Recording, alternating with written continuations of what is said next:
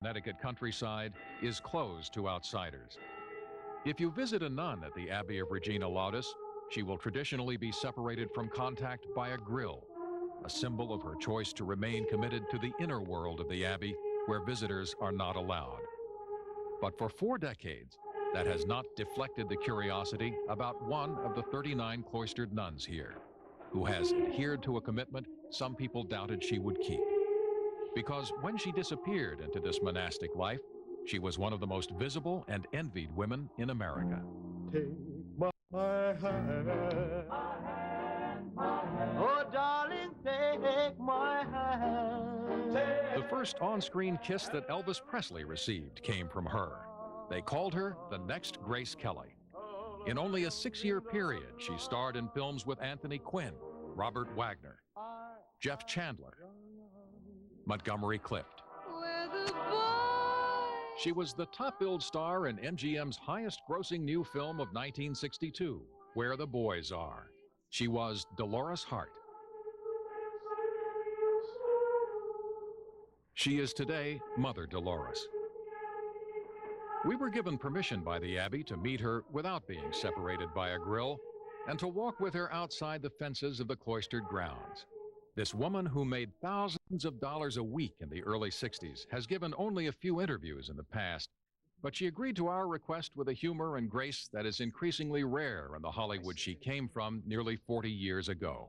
Once you have decided to become a public figure, you've made an agreement with your audience, and it's a lifetime agreement. So even if you pull away, there is a part of you that you can't just say you no longer belong. You do. And of all the stories about all the choices people can make, hers is one of the most remarkable.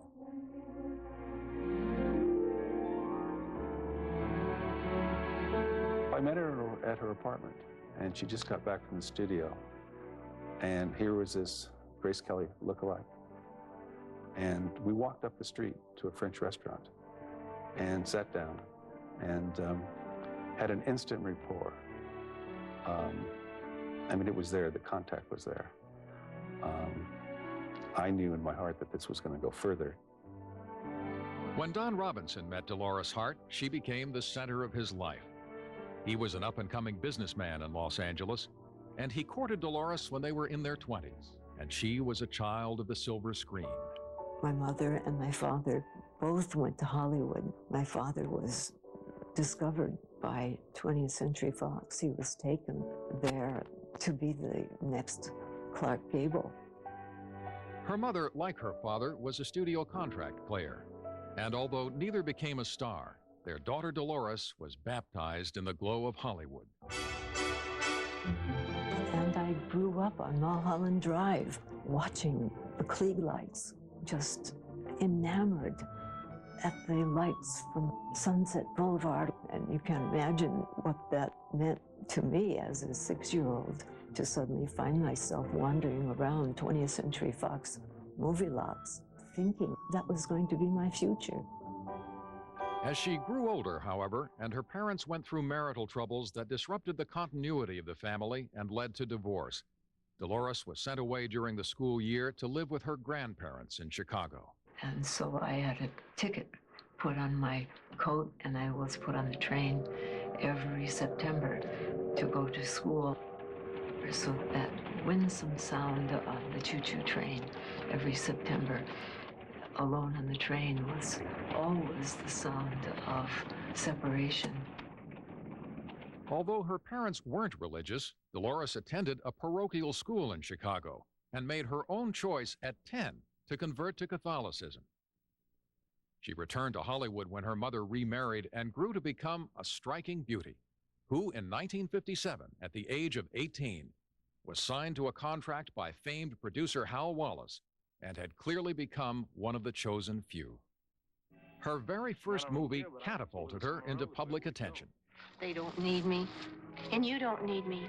You're going to the top, Deke, and you're going alone. It was Loving You, in which she co-starred with Elvis Presley and gave America's newest teenage idol his first on-screen kiss. And in the midst of that major studio moment, there was a makeup crisis. Both stars began to blush. My ears start getting purple, and even his ears starting getting purple. Well, director Hal Cantor just screamed, and he said, "Halt, hold everything." And they brought everybody over to brush our ears down with paint or whatever it is.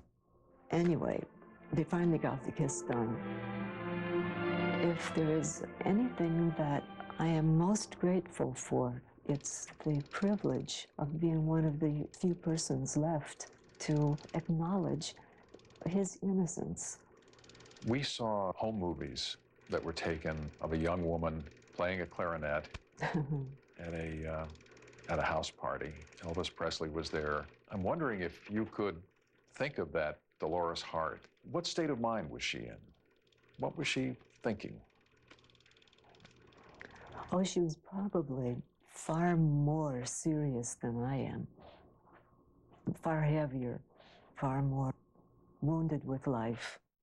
As successful and talented and popular as she was, Dolores Hart found that working on films was not unlike the breakup of her family.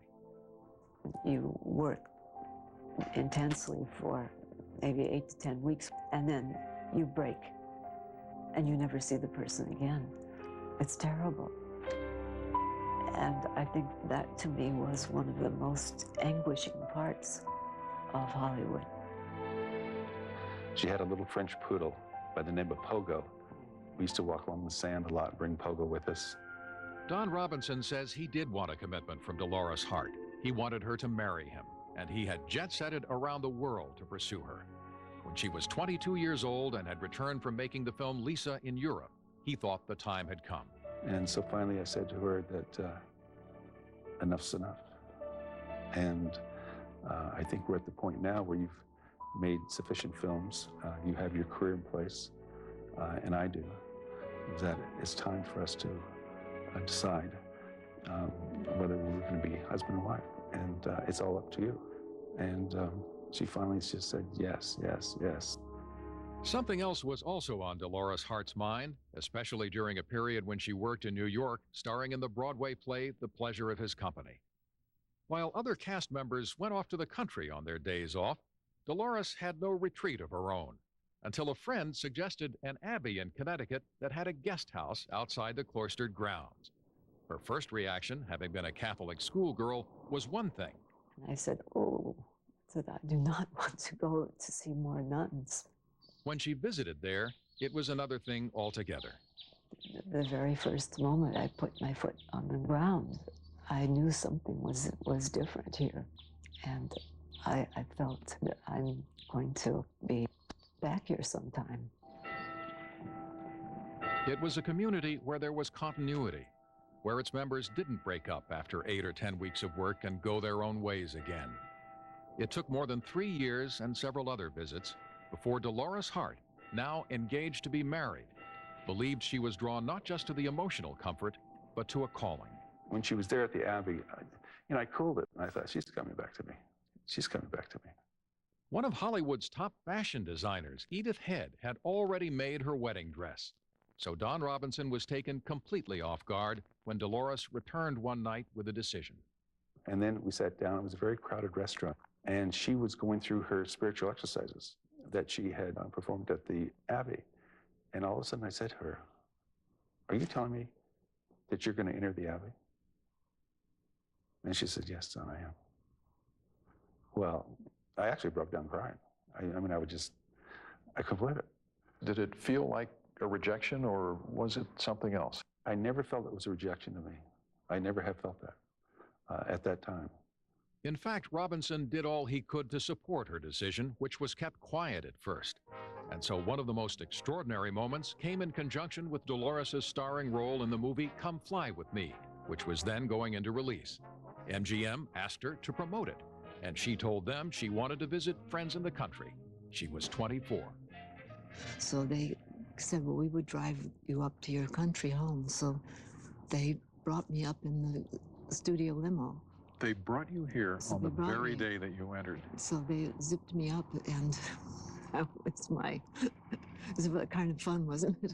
God has a sense of humor, doesn't he? I mean, he's really a gentleman. Now, you know there were rumors when you came here